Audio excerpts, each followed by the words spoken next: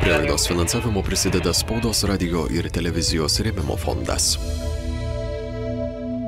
Sveiki, gerbiami klausytojai, čia studijoje su jumis sveikinuosi aš Vytautas, na ir šiandien pilietiškumo dėlionėje, kaip girdėjote, aktuali tema.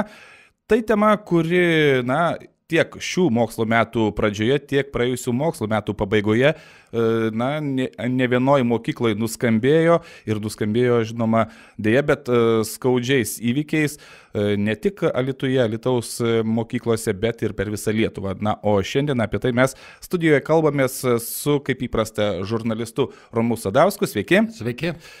Dėl nenumatytų aplinkybių šiek tiek pasikeitė mūsų studijos svečiai. Na ir mes turime studijoje Alytaus Putinų gimnazijos socialinę pedagogę Rimtautę Marčiulionienę. Sveiki. Labą dieną. Ir taip pat Alytaus Putinų gimnazijos dailės ir inžinerinių technologijų mokytoją Mantą Kazakevičių. Sveiki. Sveiki. Aš tai pirmąją noriu paklausti Romo, ar jūs atsimenat, kada pirmą cigaretę užtraukėt? Puikiai atsimenu, man buvo 13 metų. Tas amžius, kada visi viską bando, norisi įsidrasinti, kažką paslėpti savo susijaudinimą ir prarūkiau nemažai. Tikrai? O buvo tai jau pilna cigaretė, ar buvo tai, ką jūs radot nuorūką? Pilna cigaretė, bet visos nesurūkiau, užsikosė jau ir ties pusę numečiau. Na va, kaip pasirodo. Aš tai atsimenu, kad tikrai buvo irgi panašus amžius, bet tai buvo tik tais tas, kas buvo jau likę. Ir buvo tiesiog dėl to, kad labai knietėjo pabandyti. Bet iš tiesų niekada nebuvau tas, kuris buvau įnikęs į rūkimą ir atsimenu kaip labai, kai mūsų atvežė į vaikomatą dėl armijos ir manęs paklausė, ar aš rūkau, sakau ne, paklausė, ar aš esu bandęs narkotikus, aš pasakiau, kad niekada nesu to daręs, tai manęs pradėjo net rėkti, kad aš meluoju. Tai va, vis dėlto pasikeitė laikai ir šiandien greičiausiai yra taip, kad, kaip bebūtų, aplinka, kuri turėtų būti viena iš saugiausių, aš kalbu apie mokyklas, dėja to saugumo negali suteikti, bet čia jau greičiausiai negalime mes visų akmenų sumesti į mokyklų daržą, o tai būtent to saugumo turi siekti tiek pati, žinoma, mokyklos bendruomenė, tiek apskritai savivaldybės bendruomenė, ir aš kalbu nuo savivaldybės būtent darbuotojų, tai yra, tarybos narių, ten taip pat švietimo skyriaus ir pačių aukščiausių asmenų merų, tiek, aišku, jau greičiausiai visos Lietuvos mastu kalbant, ir tam tikri turi būti sprendimai priimti ministerijos būtent koridoriuose. Tai gerbiama Rimtautė, su kuo daugiau tenka dirbti, kiek pasikeitė ta aplinka visų pirmiausia ir su kuo labiausiai tenka dirbti, norint būtent išaiškinti problemos mastą. Ar su mokyklos vadovais, nes kodėl aš taip klausiu, nes yra vis dėlto, kad mokykla nori išlaikyti tą gerą vardą, ar su mokiniais, ar su jų tėvais? Sudėtinga vienareikšmiškai atsakyti. Iš tikrųjų, problemos mastas neslepia, yra milžiniškas, labai labai didelis. Ir galiu kalbėti už Putinų gimnaziją, kad Putinų gimnazija niekada nekėlė savo tikslo paslėpti, išsaugoti savo reputaciją, nes puikiai žinom, kad tik tai iškeldami problemą, kad tik tai žinodami jos mastą, mes sugebėsime ją suvaldyti. Ir pastarieji metai parodė, kad labai sunku šitą problemą suvaldyti. Iš tikrųjų, ieškojom daug būdų. Ir aš manau asmeniškai, kad mes matom tik ledkalnio viršūnę. Mes matom tą elgesį mokinių mokykloje ir jisai yra labai kitoks negu buvo prieš 10 metų.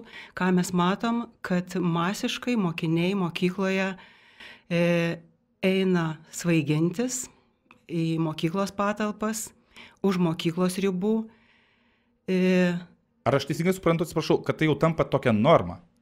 Tarsi tai tampa norma, bet tikrai negalim su to susitaikyti ir puikiai žinom, kad ir keliam savo tikslą mokykloje, kad suvaldyti tą nulinę toleranciją mokykloje mes tikrai galim. Ir didžiausias pastangas dedam į tai, kad mokyklos teritorija mokykloje būtų ta saugia aplinka ir kad mokiniai mes galim to pasiekti, kad mokiniai nerūkytų, negarintų bent mokykloje, už mokyklos ribų. Deja, ko gero, ne mokyklos gali ją suvaldyti. Na ir ne mokytojai atsako iš tikrųjų, ar ne, tai čia vėl vienareikšmiškai. O tėvai, kaip būtent tėvam išaiškinti, kad jie irgi, na, kiekvienas tėvas mato savo vaiką geriausią. Kad vis dėlto, kad jis ir mato, kad jis geriausias, bet, na, turėtų tą pastebėjimą, kad kažkur kažkas galbūt štai jam ir praslydo pro akis ir tas vaikas, na, visada yra didžiausia įtaka draugų. Taip. Tai vat pasidavė tai įtakai. Kalbant apie tėvus, tai yra dviejų tipų tėvai. Vieni tėvai, kuriems rūpi, kurie jaudinasi, kurie ateina, kurie tarėsi, kurie dėkoja už tą žinią, kai pranešam. Visada pranešam, kai vaikas yra pastebimas mokykloje su elektroninės cigaretės prietaisu ar kitaip apsvaigęs, visada apie tai informuojam tėvus. Tai viena tėvų grupė jaudinasi, ieško pagalbos, klausia, bendradarbiauja. Kita tėvų grupė dėja yra tokia, kurie sako, taip, aš žinau, ir dar mokiniai patys sako, man tėvai nupirko elektroninę cigaretę gimtadieniui, kur tėvai patys, kurie tėvai patys vartoja su mokiniais namuose, tada, pritrūksta tada mums žodžių ir metodų, kaip dirbti su šitais tėvais. Aišku, švietimas vienareikšmiškai šviečiam, kad psichoaktyvios medžiagos, kaip žinia, atsiranda kiekvieną savaitę nauja psichoaktyvi medžiaga ir tos naujosios medžiagos tai yra ypatingai pavojingos, ką parodė pastarieji įvykiai, ar ne? Šių dienų, kada jau net mirtis. Kad reikia mikrogramo, kad patektų į elektroninės cigaretės prietaisą ir vaiką gali tiesiog nužudyti čia ir dabar. Tai tiesiog iš nežinojimo, manau, kad tai mokyklos misija šviesti, dar kartą šviesti, bet aišku. Kita vertus, pabandykim suprasti ir tuos tėvus, žinodami tą informaciją, kaip jūs sakot, apie tas psichoaktyvias medžiagas, kurios platinamos, tie, kurie patys nuperka ir nuperka galbūt to legalaus skysčio, kuriame žinoma sudėtis, bent jau nikotinas ir ten kažkokios garinamos medžiagos, jie bent jau gali būti tikri, kad kažkokių sintetinių kanabinoidų arba velniai žino, ko neprisirūkys. Tai kažkuria prasme jie taip apsidraudžia, jeigu pražiopsojo tą momentą, kada vaikas jau tapo priklausomu nuo nikotino. Taip. O koks tai yra amžius? Aš norėčiau, kad jūs patikslintumėte, nes galbūt kai kurie iš mūsų klausytojų ir žiūrovų galvoja, kad mes kalbam, štai jūs paminėjot, gimtadienio progą. Galvoja, 12-okai dabar jau būna dažnai labai 18 metų, tai mes gal įsivaizduoja kai kas, kad kalbam apie jau suaugusius 18 metų turinčius jaunuolius. Tai Putinų gimnazijoje mokosi nuo 15 metų mokiniai iki 19, bet statistika rodo, kad dažniausiai pradeda mokiniai vartoti arba eksperimentuoti nuo 12 metų ir dar anksčiau. Tai matyt, tai susiję daug turbūt. Tai kitaip sakant, pas jūs ateina jau priklausomi didelė dalim. Priklausomybė tai jau yra liga, jau čia medikų kompetencija ar ne vertinti, ar jie priklausomi ar ne, bet galima spėti iš tikrųjų, dėl ko jie taip laukia tos pertraukos ir dėl ko bėga masiškai į lauką arba į gimnazijos tualetus. Jeigu vartoja nuolat ir negali iškęsti, sakysim, ilgesnio kaip valandą pertraukos, tai jau čia ir be mediko diplomo galima turbūt konstatuoti. O mokyklos dėja misija yra ta pirminė prevencija, kad viską padaryti ir kad mokiniai nepradėtų vartoti, o kai jau mokiniai vartoja ir yra priklausomi, dėja jau čia reikalinga intervencija, intervencinės programos ir čia tėvų misija yra pati svarbiausia. Jie turi pastebėti, jie turi kreiptis pagalbos į priklausomybės centrus, į psichologinę pedagoginę tarnybą. Tikrai tą pagalbą galima gauti, jeigu tėvai jos ieškotų ir pastebėtų. Ar būna taip, kad vaikai viską bando nurašyti ir pateisinti, kad kontrolinis, testai ir panašiai? Ar čia jau tiesiog jie tikrai nebando po kažko paslėpti, kažkaip pateisinti, jiem tiesiog, reikia ir viską? Taip, čia jūs kalbate apie priežastis. Taip, kad, pavyzdžiui, ateitų, nes aš esu dirbęs mokykloje, būdavo taip, ateina ir tu jauti, kad jis parūkęs ateina. Tai sako, čia buvo kontrolinis, aš dėl to. Tai ką mokiniai sako, tai jis iš tikrųjų labai įvairių priežasčių įvardina ir tikrai apie tai kalbamės. Tai vat paskutinį mokinį, kurį išklausiau, tai sakė, žaidžiau internetinius žaidimus ir taip susinervinau, kad reikėjo man parūkyti. Tai paradoksas, ar ne, žaidžia žaidimą tam, kad patirtų teikiamas emocijas, o rūko dėl to ir garina dėl to, kad nusiraminti po žaidimo. O plačiau kalbant apie priežastis, tai egzistuoja dviejų tipų priežastys. Tai tas vidinis asmeninis spaudimas, kai vaikai iš tikrųjų daug iššūkių patiria, ypač paauglystėje, ar ne, kad ten ir bendravimo sunkumai, ir su paauglystė susiję iššūkiai, ir santykiai su tėvais, depresinės nuotaikos. Tai tokia dėl to vidinio, dažniausiai matyti priežastis, dėl ko jie pradeda, dėl to, kad nori nusiraminti ir pasijusti gerai. Ir antra ta priežasčių, tas blokas yra išorinis socialinis spaudimas, kad didelė įtaka draugų, kad noriu pritapti prie draugų, noriu būti grupės dalim, reklamos įtaka ir aišku, tas prieinamumas, labai didelis prieinamumas tų psichoaktyvių medžiagų, kad bet koks mokinys gali nusipirkti internetu narkotinę medžiagą ir kai tas tiekėjas išlieka visiškai inkognito, jisai visai ir bet kokią medžiagą pasimti visiškai slaptai, nei tėvai nesužinos, nei jokia tarnyba. Tai čia, man atrodo, kad labai yra didelė problema ir kaip ją mes galim užkirsti kelią. Tai čia... Aš dar norėčiau dabar, kad ir jūs, Rimtautė, ir jūs, man tai vis tiek pamokų metu kalbat ne vien tik tais apie dėstomą dalyką, bet ir, toks jau mokytojo darbas. Jis turi pamatyti, kartais būtent užduoti tam tikrus klausimus, jeigu pastebi, kad kažkas ne taip su vaiku.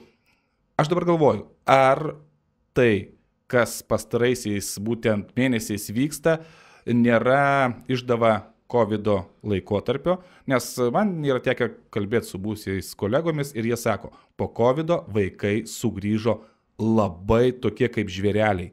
Jie patys savyje nenori grupinio darbo, nenori komandinio darbo, jie nori būti individualiai ir tas būtent irgi galbūt vaikui toks savy nerimas irgi skatina, kad čia parūkysiu, kažko pavartosiu ir panašiai. Ar čia negali būti taip, kad ką vaikai sako jum pamokų metu?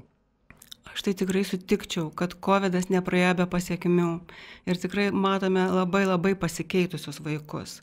Tai, kaip čia pasakyti, vaikai prarado bendravimo įgūdžius, jų tas streso lygis sukilo ir šita problemos aktualumas irgi padidėjo, nežinau, ar čia su COVID'u susiję, bet greičiausiai taip, ar ne, nes... Tai kad įtaka didelė ir labai neigiama, tai iš tikrųjų taip, jie tą discipliną prarado, jų tą režimas dienos ištirpo, bendravimo įgūdžius prarado, pasitikėjimą savimi sumažėjo, savivertė sumažėjusi, baimių daug atsirado, tai žodžiu kitokį. Galima pastebėti išoriškai, kad vaikai yra kitokie iš tikrųjų. Kaip jums, gerbiamas, man tai atrodo? Aš galiu tik tais pritarti kolegės nuomoniai. Mano paties dėstomas dalykas, jisai daugiau toksai laisvesnio formato, galbūt pas mane tiek daug nesijaučia, kad keičiasi pačios kartos, tai aš be abejonės matau, negaliu tiksliai susijęti su būtent pandemija, bet kad kadangi pats dailę dėstu ir kūrybinės tokias inžinerinės technologijas, tai matau pokytį tame, kad jie, bet čia gali būti nulemtas nebūtinai COVID, kad, pavyzdžiui, atsiranda tokių nenoras, tiksliau, arba toksai apatija kūrybiškam procesui. Tenka dėti didesnės pastangas, kad išprovokuoti, kad jie atsipalaiduotų kūrybinėme procese. Tokį dailės dalyką, nes dažniausiai... Atrodo, kaip tik šiuolaikinis jaunimas, ar ne toks drąsus ir... Yra visokių, yra tokių, kurie yra labai linkę tame reikštis, tai su jais kaip ir viskas tvarkoja. Aš kalbu daugiau bendrais bruožais. Toks kaip pavyzdys būtų, pavyzdžiui, pateikus užduotį kokią nors, tenka pasukti galvą, kaip padaryti, kad ta užduotis būtų tokia, kur neužtektų pasižiūrėti telefonę paveikslėlį ir jį perpiešti. To dabar tenka griebtis, aš matau, kad aš turiu kreipti tas užduotis, formuluoti taip, kad tokia praktika nevyrautų, nes yra noras tiesiog pasimti kažkokį baigtinį sprendimą ir jį perkelti į popieriaus lapą ir pabaigoje mokytojas sulaukia kažkokių 5 nuo to paties paveikslėlio nukopijuotų darbų, tarkim, viena kokia nors konkrečia tema. Tai šitoks iššūkis, o bendrais bruožais, tai sakau, mano galbūt specializacija tokia, kur daugiau atpalaiduojanti, mano toks darbas, kuris leidžia šiek tiek atsipūsti, galbūt nuo tų tiksliųjų dalykų. Tai būtų toks turbūt pastebėjimas. Romai, kaip jums atrodo, tai kodėl, kas tuos vaikus būtent traukia? Aš tai, pavyzdžiui, bandau suprasti, atrodytų, mes tiek daug kalbam, kad švietimo sistemoje vaikas neturi patirti streso, kad net raudonų rašiklių negalima rašyti, kad jam nesukelt blogų emocijų. Tai kur čia šaknis, aš jau dabar nebegaliu suprasti. Man labai keista, kodėl tik dabar visuomenė į tai atkreipė dėmesį, tas vaiginimasis poreikis vaigintis plačiaja prasme, jis buvo kiekvienoj kartoj. Ateina tam tikras amžius, kada žmogaus sąmonėje vyksta pokyčiai, jis jaudinasi, turi bendravimo problemų ir ieškodami išeičių labai dažnai kiekviena karta ieškodavo vis kitų. Tai buvo ir alkoholis, ir tabakas, ir dabar pati visuomenė staiga nustemba atradusi šiais metais, kad mokiniai rūko kažkokius sintetinės svaiginančias medžiagas. Kai tai buvo ir prieš 5 metus, ir prieš 7 metus. Galbūt ne tokiais mastais, kitas dalykas, kad keičiasi technologijos. Pirmiausia, rūkymo technologijos. Vis dėlto pati visuomenė pakeitė. Šitoj kartoj, kuri dabar mokosi gimnazijose, beveik nėra rūkančių tradicinės cigaretės. Turbūt pastebėjo šitą mokytojai. Reiškia, visa tabako pramonė pereina link elektroninių vartotojų. Jiems reikia užsiauginti naujus vartotojus. Ir juos jau augina nuo 5 klasės. Taip, kaip anksčiau 5-okai pradėdavo cigaretą traukti, taip dabar šitas naujas technologijas, nes žino, kad tabakas jau yra nueinanti, mokesčiais apdėta ir iš esmės nykstanti.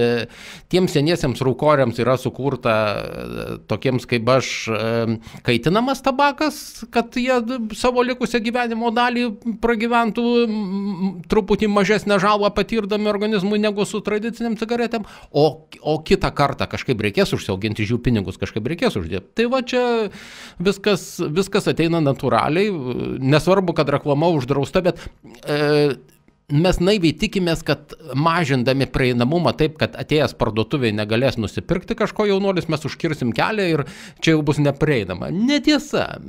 Visa mūsų,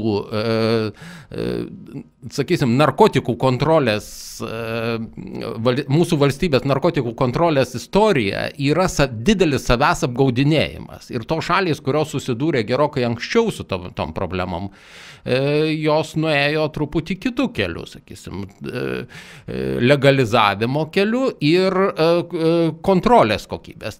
Kad jie atima iš nusikalstamo pasaulio uždarbio šaltinį, kontroliuoja visą tai ir kad tas žmogus, aišku, suaugęs žmogus, o ne vaikas, galėtų parūkyti kažkokią ten jau bent jau žinomos sudėties medžiagą. O mes dabar įsitraukėm į tokią keistą spiralę, kur jeigu nesugebam sukontroliuoti, reikia dar sugriežtinti įstatymus, matom, kad vėl nesugebam dar imtis policinių priemonių, tiem mokinukam kratyti kuprines ir su policijos šunim juos apuostyti ir efekto nėra. Net jeigu paversim mokyklas laisvės atėmimo vietomis, į laisvės atėmimo vietas taip pat patenka tos medžiagos. Aš nežinau išeities iš šito.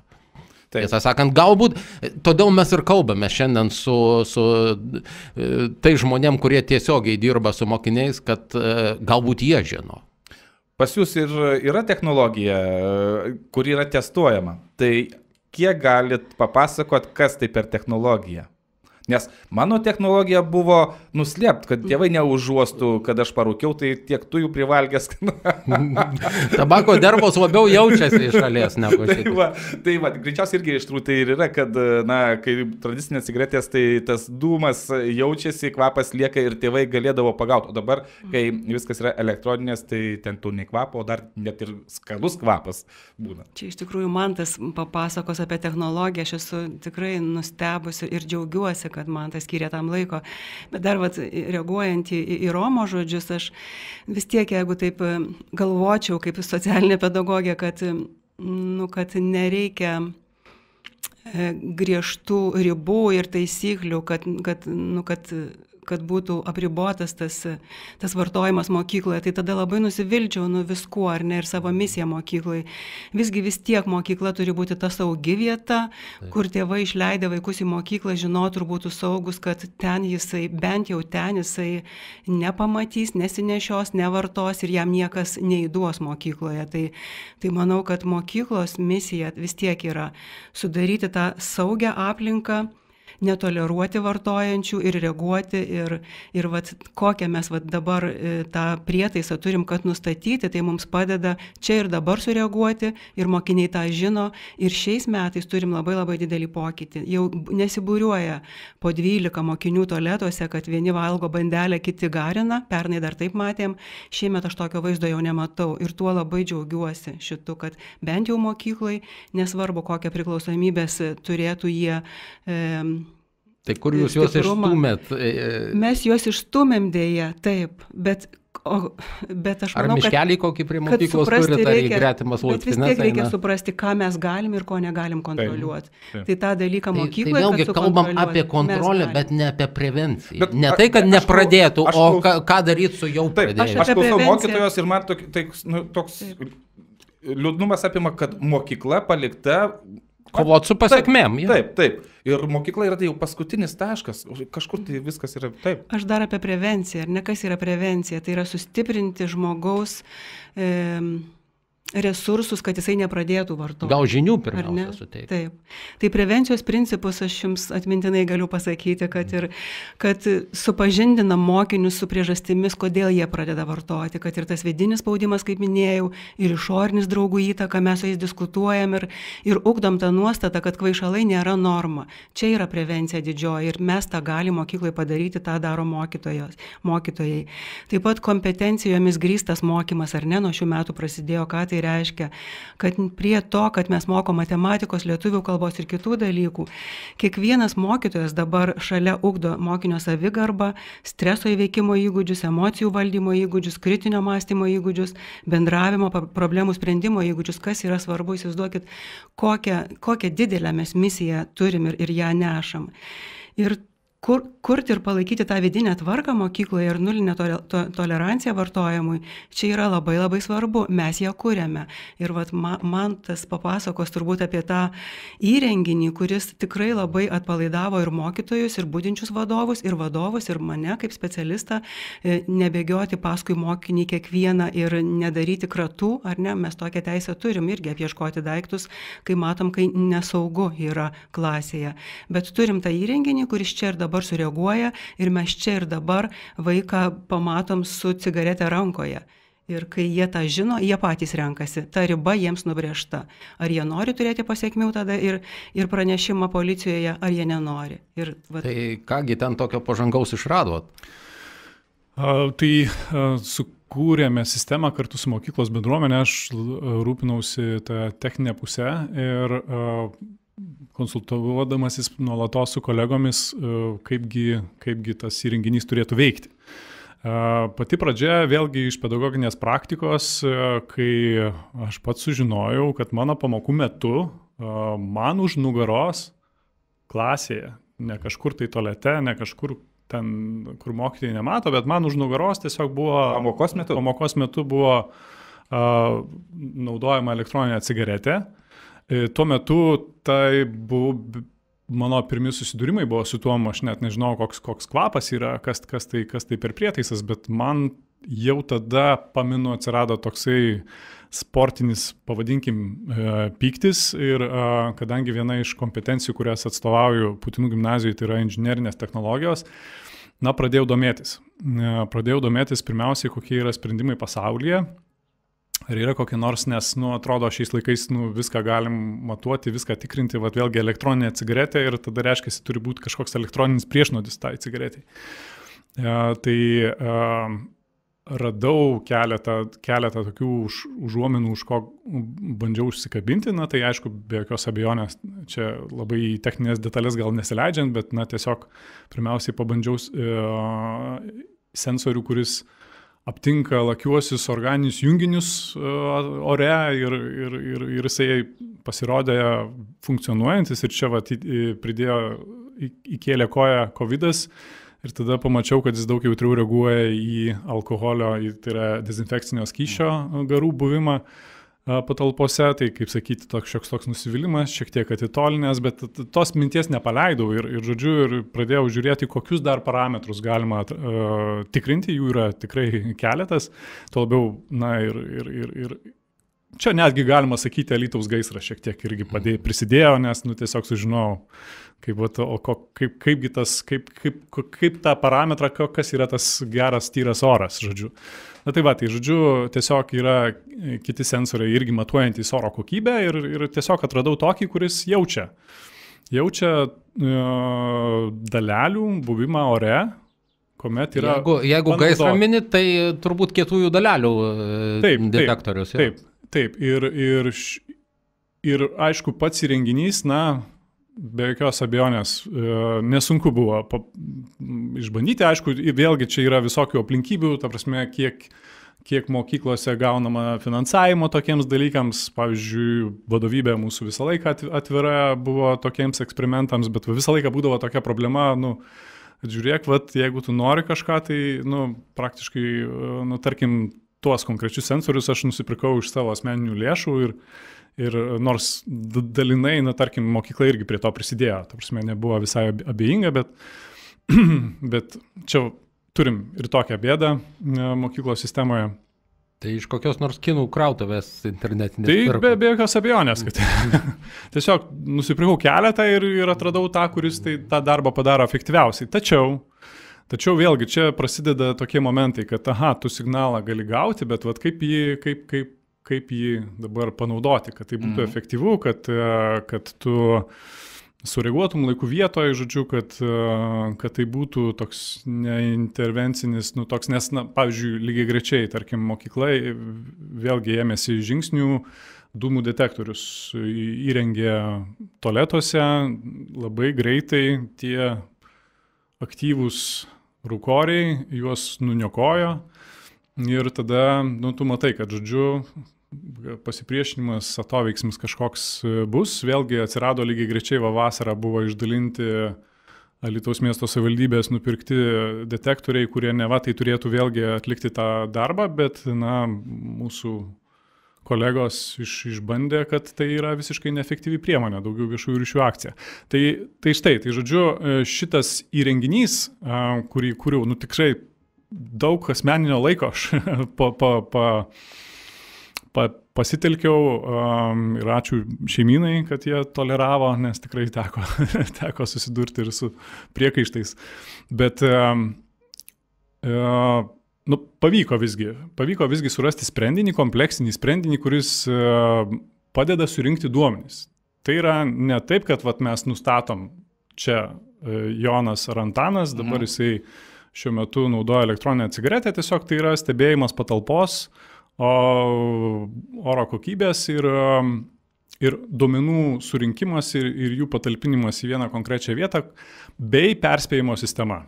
Esmė yra tokia, tiesiog, kuomet oro dalelių skaičius pasiekia tam tikrą ribą, elektroniniu paštu išsiunčiamas laiškas perspėjantis mokykloje atsakingus asmenys, jie gauna pranešimą elektroniniu paštu ir jie gali reaguoti į tą situaciją. Jie gali ateiti į klasę ar nepatikrinti?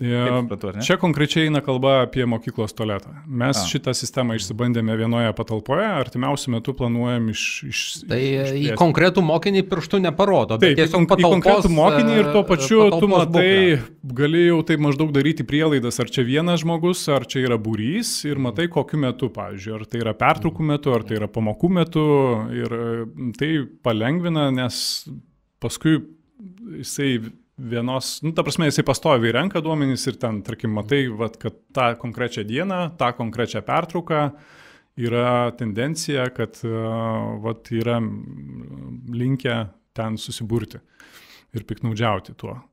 Tai va tai padeda ir aišku, vėlgi grįžtant prie to, kad tai veikia mokykloje, tai būtent mokytojams, be jokios abejonės mokytojai kaip bendruomenės nariai, jie reaguoja į tai, bet tai yra labai sudėtinga daryti šalia viso to, ką dar tu darai toje mokykloje. Be to, kad tu budi, be to, kad tu ten turi pasiruošti pamokoms, turi išdėstyti tą dalyką, ten yra su inžinieriniam technologijom dar kažkokias priemonės reikia pasiruošti. Ir kitiems. Galų gale pertrauka yra ir poilsiui, mokytojai irgi. Taip, labai vargiai pavyksta pailsėti, tuo labiau.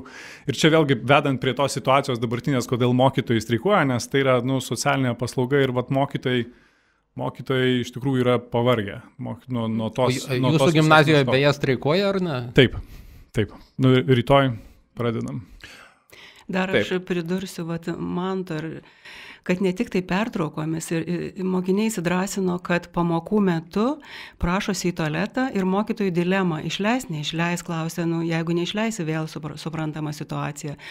Tai praeitais metais iš tikrųjų mokiniai įsidrąsino taip, kad per pertraukas jie jaučiasi kontroliuojami budinčių mokytojų, tada jie prašosi per pamokas išeiti ir tada garina tas cigaretės. Tai šitas įrenginys, jisai tiesiog jau leido užfiksuoti, kad pamokų metu taip pat jie atėję su tikslu pagarinti. Tai čia ir dabar. Jeigu yra konkretus laikas, kada buvo užfiksuota, sakysim, tas padidėjimas dalelių ir yra konkretus mokinys, kurį išleido tuo metu, tai jau galima susijęti tos duomenys, čia jau dirbtinio intelekto nereikia. Čia dar akcentuosiu, kad čia ir dabar pastebi, nueini ir tu randi. Čia labai tokia staigus sureagavimas gaunasi. Ir mokiniam tai yra griežta riba ir jie nenori šitų pasiekmių patirti, nežino, kad pranešimas bus pateiktas policijai. Mes esam dabar taip susidarę. Situacija žymiai pasikeitė mokyklai. Aišku, situacija nepasikeitė iš esmės. Suprantu, kad tualetuose kamerų nėra, bet kitur mokykloje pas jūs yra kažkokios kameros stebėjimo vaizdo? Taip, yra ir išorėje, ir koridoriuose, tai tikrai taip.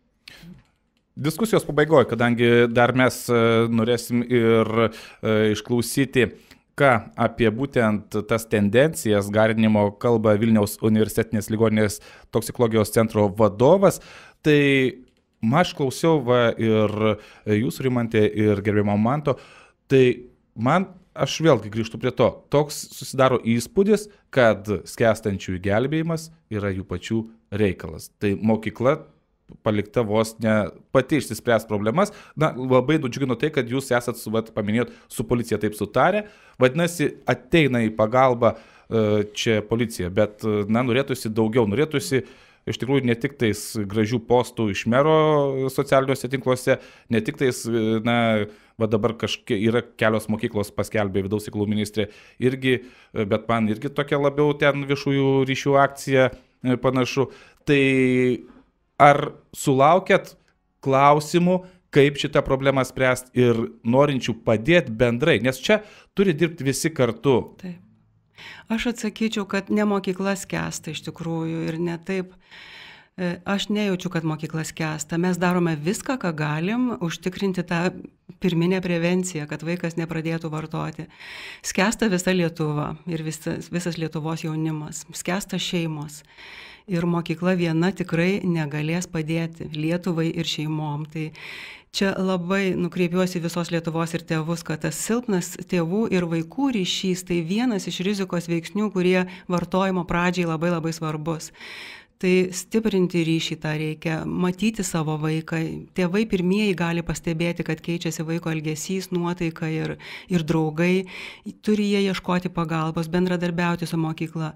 Bet mokykla tai yra tik maža institucija, labai saugi salelė, kur vaikui mes galim užtikrinti saugią erdvę. Bet deja, šitos problemos didelės, milžiniškos neišspręsim ir tikrai didžioji problema tai yra didelis psichoaktyvių medžiagų prieinamumas, labai didelis lengvumas įsigyti šitas medžiagas ir kiekvienas nepilnametis gali tą padaryti labai labai lengvai. Aš manau, kad čia yra didžioji problema.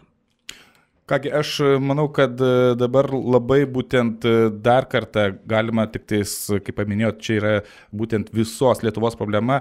Reikėtų dar kartą, jeigu kažkas taip dar numoja ranką, kaip sako Romas, štai galvoja, čia mažiau kenksminga, visa kita, tai kviečiu paklausyti Vilniaus universitetinės ligoninės toksikologijos centro vadovo, klinikinės toksikologijos gydytoją, daktarą Robertą Badarą, kuris ir kalba apie tai, kas yra paslėpta po atrodytų labai nekaltų garinimų.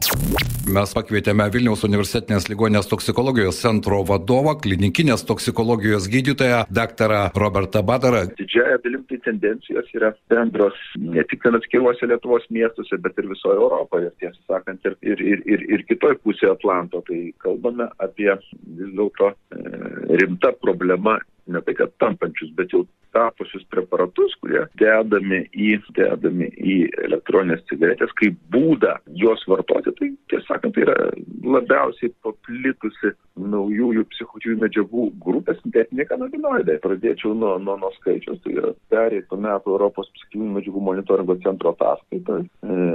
Sintetiniai kanabinoidai išskirti kaip labiausiai paplitusi naujųjų psichoaktyvių medžiagų grupė. Ir jų yra virš 260. Virš 260. Tai kad vaikai nežino, tai nieko keista.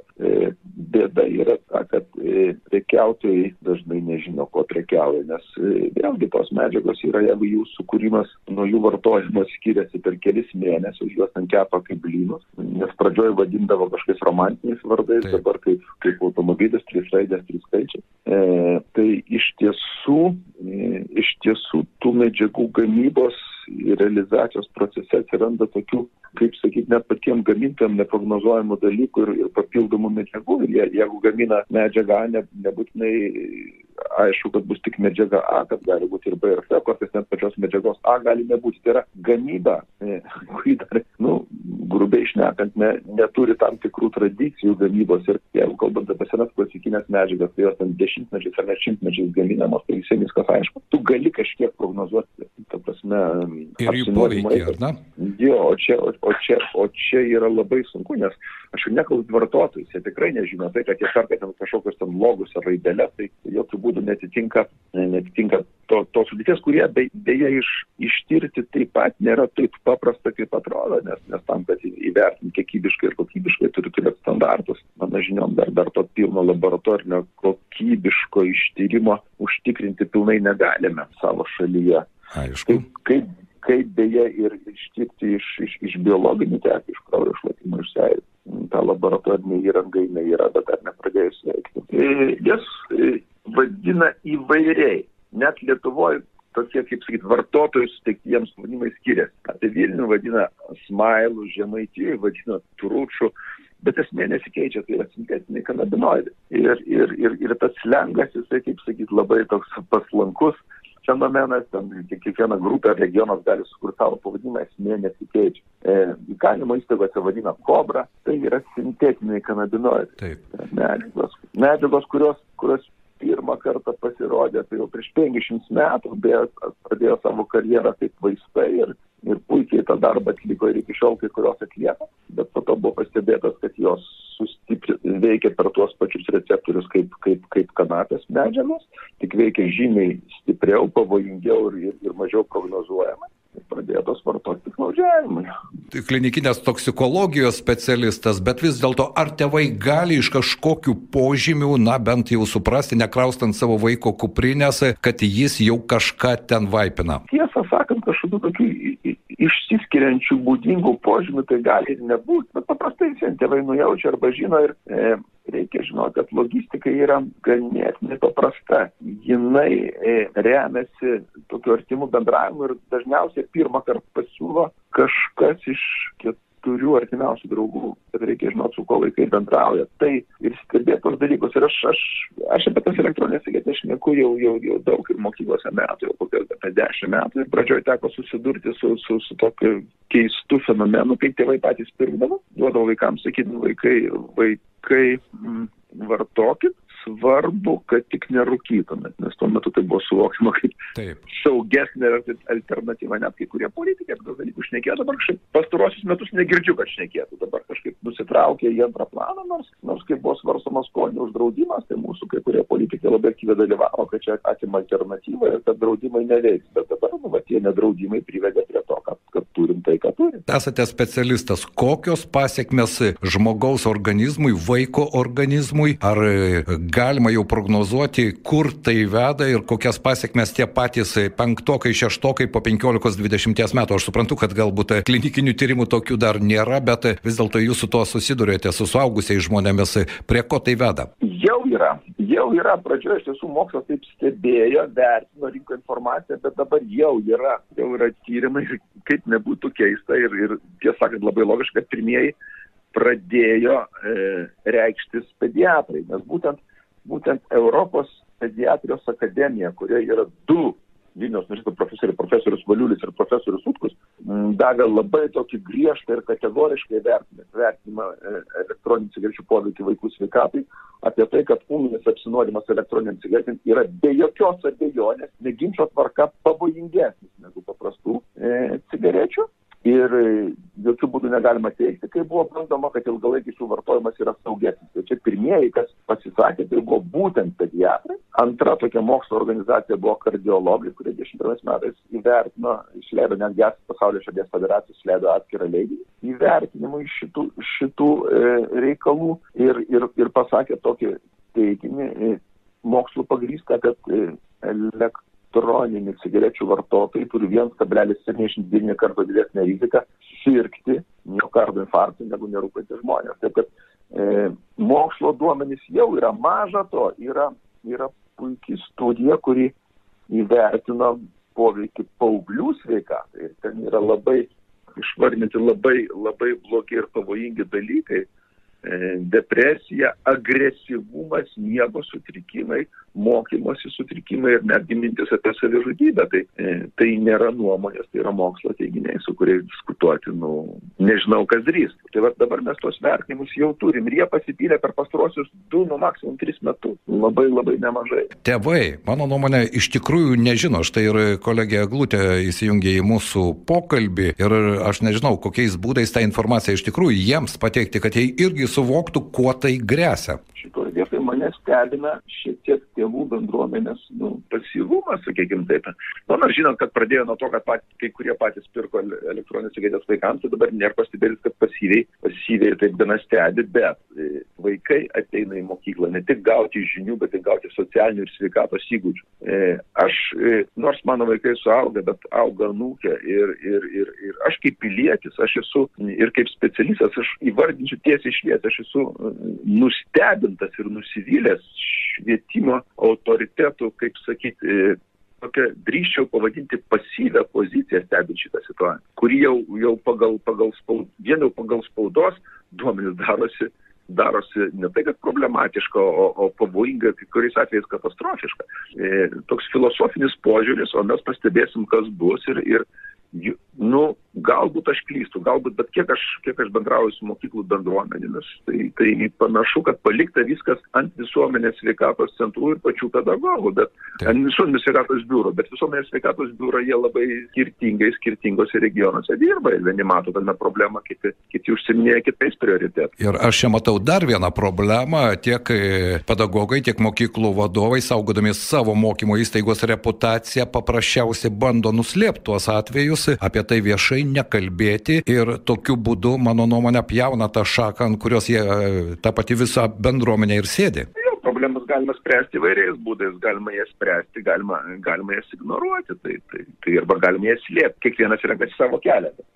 Bet akivaizdu, kad tos mokyklos, kurios sako, kad mes turim problemą, tai kartais netgi, aš kalbu tai, ką man sakė pedagogai, kartais yra akcentuojamos ar išskiriamos kaip nesusitvarkančios su problema, tos, kurios tyrimas, bet jie yra mėtai, tam kartu lyg ir gerai, bet iš tiesų to ramumo nėra daug. Ta priklausomybė yra stipriai išreikšta ir tai, kad įdomu, ne tik įdomu, bet ir labai nerima kelia tai, kad 14-17 metų paaugliams ta priklausomybės skalė atitinka suaugusių priklausomybės skalę. Tai yra, jie tampa labai smarkiai priklausomi. Liūdni skaičiai, kaip ten bebūtų, ir jūsų paminėti simptomai, depresija, agresyvumas ir ko gero to netgi galima paaiškinti kai kurias konkrečias situacijas vienoje ar kitoje mokykloje. Apie tai mes šiais metais ypatingai daug kalbame, kai vaikai, tiesiog vaikai, ketvirtokai, penktokai tiesiog agresijos priepuolyje, bet tai jau kita istorija. Šiandien noriu padėkoti, mūsų pašnekovas buvo Vilniaus universitetinės ligoninės toksikologijos centro vadovas, klinikinės toksikologijos specialistas daktaras Robertas Badaras. Pilietiškumo dėlionė.